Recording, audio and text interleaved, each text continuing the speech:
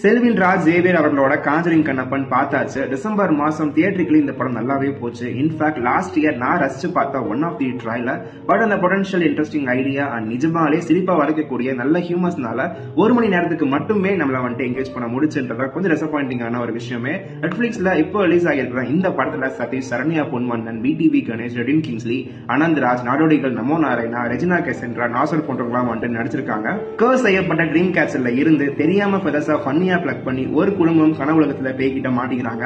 அந்த கனவுல ஏற்படுற பாதிப்புகள் நிஜத்திலையும் நிகழ குடும்பம் இப்போ எப்படி தப்பிக்க போறாங்க, இதுக்கு பின்னால என்னதான் இருக்கு, இதெல்லாம் தான் வந்துட்டு இந்த காஞ்சரிங் கண்ணப்பன். ட்ரீம்ஸ் கம் ட்ரூன்ற படத்தோட டேக் லைன் போஸ்ட் கிரெடிட் ரைட்டிங்ல சீரியஸா யூஸ் பண்ண இயக்குனர் படத்தோட screen play flow, back story, connecting reasons and முக்கியமா சிங்கே ஆகாத ரெஜினா கதாபாத்திரம் ரைட்டிங்லையும் காமிச்சிருந்தா நிச்சயமா பெட்டரான ஒரு கம்பெனிங் வாட்சா இந்த கிரியேட்டிவ் ஒன்லைன் வந்துட்டு மாறி இருக்கும். இப்போ ஒரு அமைச்சரான ஸ்டார்ட் பிரிட்டபிளான எண்டுக்கு நடுவுல கதாபாத்திரங்கள் ஃபெதரை பிச்சுக்கிட்டு அங்க போய் மாட்டிக்கிறது, தூங்க முடியாம அவசப்படுறது, ஒரு மணி நேரம் கிட்ட மட்டுமே நம்மள என்டர்டைன் பண்ணி சுபம் வந்துட்டு போட்டிருக்காங்க.